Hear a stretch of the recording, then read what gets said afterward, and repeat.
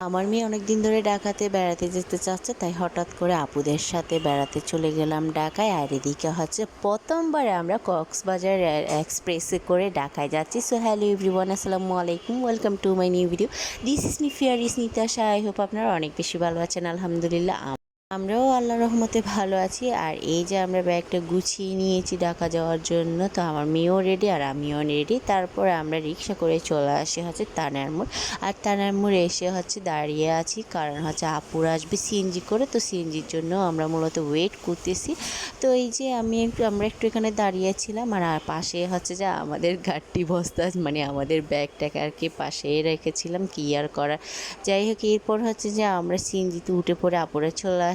আর এবার আপুদের সাথে আমরা ঢাকায় যাচ্ছি, তো আপুরাও সঙ্গে ছিল। আর এই যে দেখেন আমাদের পটিয়াকে দেখে মনে হচ্ছে এটা কি পটিয়া। সত্যি সত্যি তো ইউরোপের মতো লাগতেছে, তাই না? সত্যি কি সুন্দর লাগতেছিল, মাশাল্লাহ আকাশটা।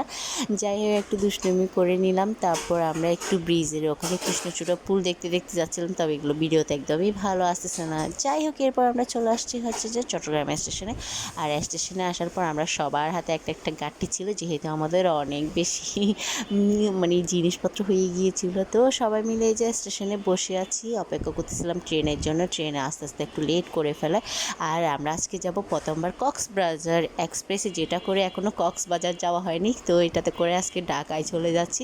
কি ভাগ্য, মানে আমাদের গাড়ার পাশে হচ্ছে মানে ট্রেন, আর এই ট্রেনে করে এখনও কক্সবাজার যাওয়া হয়নি, আর ঢাকায় চলে আসি।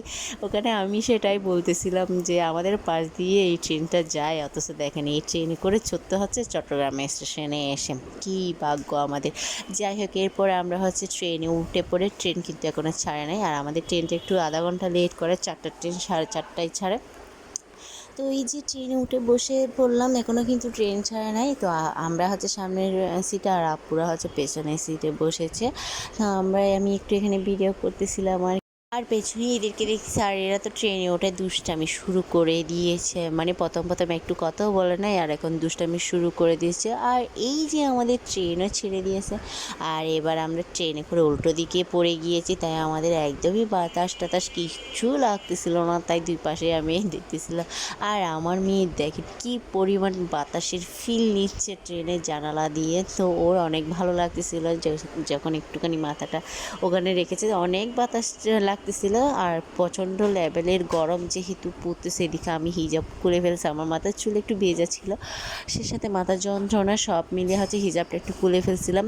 আর আমিও একটু মোবাইলটা বের করে সাহস করে একটু মাথাটা বের করে একটু বাতাস খাচ্ছি। প্রচণ্ড লেভেলের যেহেতু গরম লাগতেছিল। তো এখানে একটা কেক নিয়েছিল, কেকটা কাটা ছিল না, পরে এমনিতেই আমাদের খেতে হলো। তারপরে আমরা খাওয়া দাওয়া করলাম, লিচু খেলাম। আর এই যে দেখেন সন্ধ্যার সময় সূর্যটা যখন অস্ত যাচ্ছিল, কি যে সুন্দর লাগতেছিলাম। তো এই যে দেখতে দেখতে রাতে ছাদও উঠে গেছে। তারপর সবাই মিলে আমরা কফি খেলাম বিস্কিট দিয়ে। এদিকে বাচ্চারা নিয়েছে হচ্ছে যে কি পাঁপড়, তো সেগুলো মজা ছিল। আর আমরা সবাই মিলে পাঁপড়গুলো খেলাম। আর কি পরিমাণ গরম লাগতেছিল, কারণ আমাদের সিটগুলো উল্টো পড়াতে প্রচণ্ড লেভেলের গরম লাগতেছিল, বাতাস একটু কম লাগতেছিল। যাই হোক, এরপর আমরা পৌঁছে যাই কমলাপুর রেলওয়ে স্টেশনে। আর এদিকে আমার একটু লজ্জা লাগতেছিল, হিজাব ছাড়া এতদিন পর হিজাব ছাড়া এভাবে বের হয়েছি, যেহেতু অন্য একটা জার্নি করেছি আর হিজাবটা বাঁধা হয়নি। যাই হোক, এখন বাসায় চলে যাব। আর এখানে দেখলাম নতুন একটা জিনিস করা হয়েছে কোরবানি ঈদের উপলক্ষে, তো আমার জিনিসটা ভালো লেগেছে। যাওয়া আসার কোনো ঝামেলা হবে না। তারপর এই যে আমাদের যেহেতু অনেক বেশি মালামাল, তো সেজন্য আমাদের ট্রলিও নিতে হয়েছে। আর এখন চলে যাবো বাসায়, তবে এবার সিএনজি নিতে হবে। আগের বার যখন এসেছিলাম আমরা সোজা 5 মিনিটের পথে বাসায় চলে আসতে পেরেছি, তো সেই বাসাটায় অনেক বেশি মিস করতেছিলাম ওই জিনিসটা। যাই হোক, আজকে ভিডিওটা এখানে শেষ করবো। সবাই ভালো থাকবেন, সুস্থ থাকবেন, আল্লাহ হাফেজ।